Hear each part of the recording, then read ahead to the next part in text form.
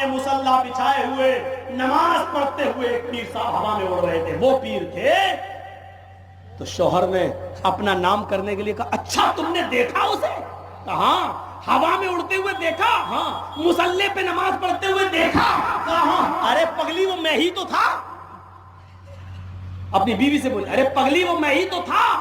بیوی دانت میں تم تھے؟ ہاں مجھے لگا کہ تم ہی ہوگے. کہا کیوں؟ کہا الٹے الٹے اڑ رہے تھے, ٹیڑے ٹیڑے اڑ رہے تھے. پھر کمی نکال.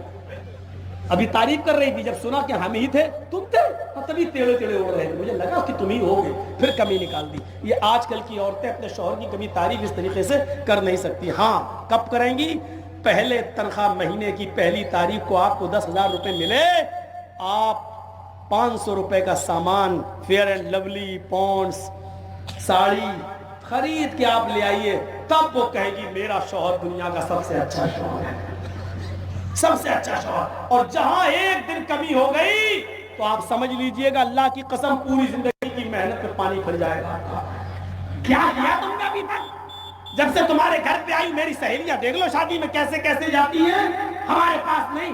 ارے اللہ کی بندی, تو شادیوں میں کپڑے دکھانے کے لیے جا رہی ہے؟ نیا کپڑا تو اپنے شوہر کے سامنے پہن, شوہر کے سامنے پہن رہی. شادی میں نے کئی مرتبہ جلسوں میں کہا شادیوں میں جاتی ہے تو گھر میں رہیں گی بھنگر بن کر, کچن میں گھسی ہیں, برتن مانج رہی ہیں. شوہر آیا دیکھا سب کیا کنجڑیا بنی ہوئی. گھر میں رہیں گی کنجڑیا بن کر, بھنگر بن کر. شادی میں جائیں گی ہیما مالنی کی اماں بن کر, لپسٹک بار بار شیشہ دیکھیں گے, ایک بال بھی بگڑ نہ جائے. صبح اٹھیں گی تو شیشہ دیکھتے ہوئے, شام کو سوئیں گی تو شیشہ دیکھتے ہوئے. وہ پاکستان کا عمر شریف ہے, بہت بڑا جوکر ہنساتا ہے, کہتا ہے کہ شادیوں میں جتنی عورتیں جہاں آئیں ایک ایک بالٹی سب کے چہرے پہ ڈال دو, قسم خدا کہ ان کے بچے بھی نہیں پہچان پائیں گے کہ میری اماں ہے کون. یہ بس پینٹنگ کا کام ہو رہا ہے, پینٹنگ ہو رہی ہے چہروں پر. یہ کام میری بہنوں, تمہیں سب سے بڑا حسن کا زیور امام کائنات نے دیا وضو. وضو بناؤ, نماز پڑھو.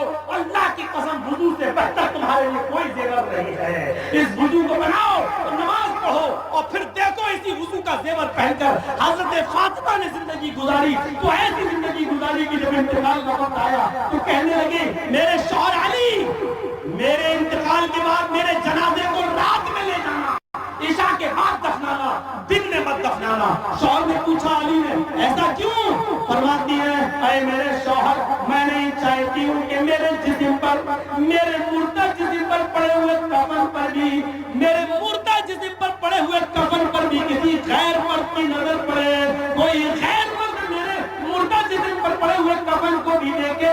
یہ امام کائنات کی تعلیم تھی, یہ امام کائنات کی تعلیم کا اثر تھا.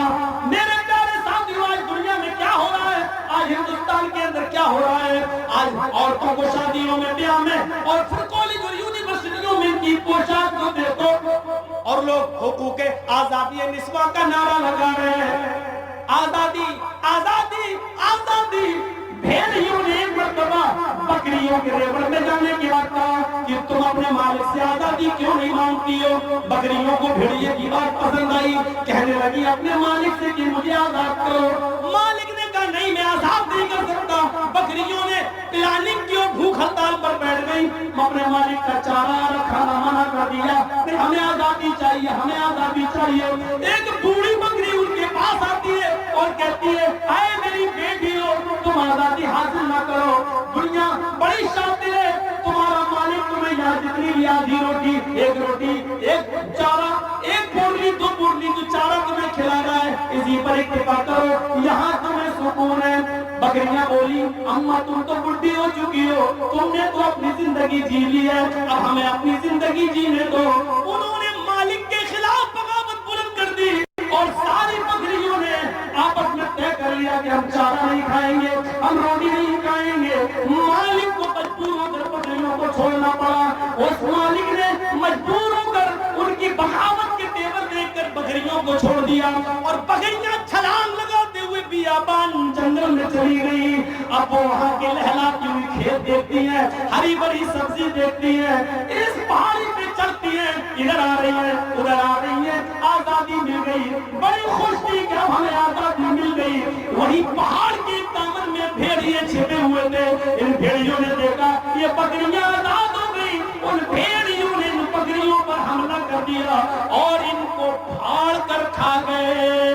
آزادی چاہ رہی تھی, آزادی ملی, بھیڑیوں ہی نے بکریوں کو کھایا کہ تم اپنے اپنا حق لو, آزادی حاصل کرو, اور یہی بھیڑیے کھا گئے ہیں. میرے بھائیوں میرا اشارہ سمجھ گئے ہوں گے. میڈیا والوں نوٹ کرو اور دو اور شائع کرو اور میرے اشارے کو پبلک کے درمیان پھیلاؤ.